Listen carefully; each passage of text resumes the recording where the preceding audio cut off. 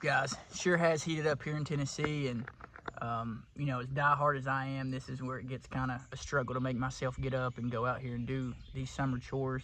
I spent yesterday, the first part of it, we went to the lake for the 4th of July, and I came home, and then for the last 4 or 5 hours of it, I just mowed plots and started prepping. Today, I was up at it 4:30, out here studying maps, looking at everything, studying trail cam pictures. I feel like now I have enough intel to comfortably set my stand up for how I want to hunt the velvet hunt in August. It's so cool when you take a piece of property and you design it and you lay it out and you put in all the work and you see the deer using it like you thought they were going to use it, or the way that you intended when you built it. These bucks are just daylighting like crazy. It's super exciting. I got a ton of good bucks. I'm actually a little surprised that, you know, I'm hoping they all stick around. I know some of them will move off, or, you know, maybe some more will move in and push them out, whatever it may be, but I'm extremely happy with kind of what I've got going on right now. The stand location, I've been watching these deer. I was using a climber the 2 times I hunted in there last year, and seen deer both times, and I was just kind of trying to figure out how they were using it, because a trail camera, you know, it gives you some intel, but it doesn't give you everything that you need to know. So I've moved the camera around and kind of watched, seen where they're coming in, where they're coming out, what times. And, you know, they're transitioning from bedding to bedding. And I've got this big strip in the center that's just native grasses, and they're staying right on the edge of the wood line there, using that native grass as just a big shield to keep them safe, or to make them feel safe. So all the hard work's paying off. It's showing. I'm going to go hang this stand and show some of that. Go ahead and trim some shooting lanes now, so they have plenty of time to get used to it.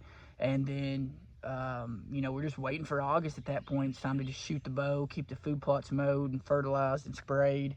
Hopefully we stay getting rain, but if not, you know, I've got a sprayer with big tanks ready to water these food plots and do whatever we have to do to make sure these deer have everything they need. Yeah, so it's just one of those things. I'm super excited and super thankful to go into this year with all the team that I've built. Drake Waterfowl, Non-Typical, Old Tom, those guys, Summit Tree Stands, Domain Outdoor, the food plot. I mean, their stuff is crazy good. And then I've got Austin from Elite Racing Supply. He's backing us this year, and we've been going to the races with him some. Just a superb guy. And Zach over at Southern Made Construction. So it's cool to be able to chase this and really pump out some good content. Obviously, it'd be nice if it was 30 degrees cooler instead of 90 right now, but we're going to do what we have to do and go get this stand hung. But guys, stay tuned. Ton of content coming out. We've been doing some off-road adventures. We've got some camping trips coming up. We're going swimming with dolphins. It's just summertime fun before it gets into the real crunch time. Which I say that, but I mean, you know, I'm working on food plots every day. It seems, well, no, that's the truth. But it takes a lot. You know, you get in what you put out, and they say the early bird gets the worm, but the second mouse gets the cheese. So I got to be the first one up, the last one out, I suppose. But let's go get this stand hung.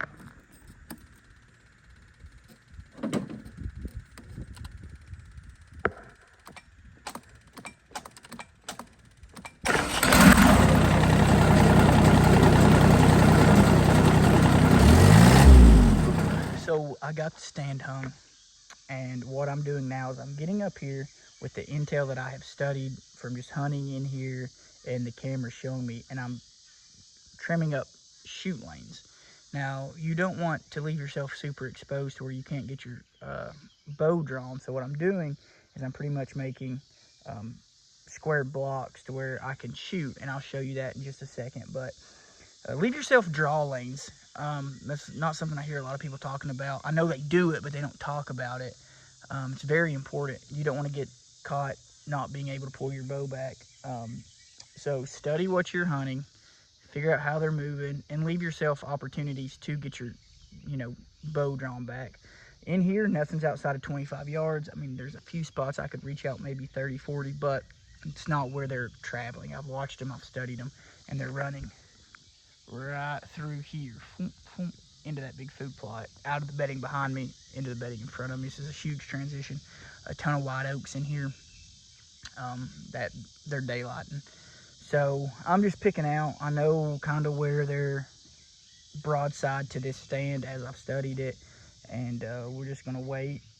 I'm gonna trim it up now, keep an eye on it, make sure nothing changes, and if I have to, then we'll adjust by maybe, you know, if this ladder stand throws them off at all, then I'll study it, maybe come in with a climber stand instead. That way they're, you know, not onto me or whatever. But they're smart, so you just have to factor in every variable.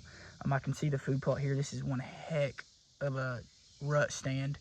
I actually climbed this tree, but I went up to the canopy there. I climbed this tree high with my climber, but it's super close to the house, so I wanted a stand hung. That way I could just slip in and out, because I noticed with the bedding back there and out front, this big food plot, that a lot of times I would get in here super early and I was pushing them.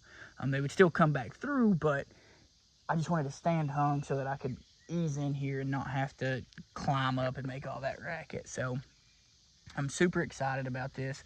I really think that we're putting in the work to see the rewards. So yeah, I'm gonna trim this up, but here's a little bit of what this stand looks like.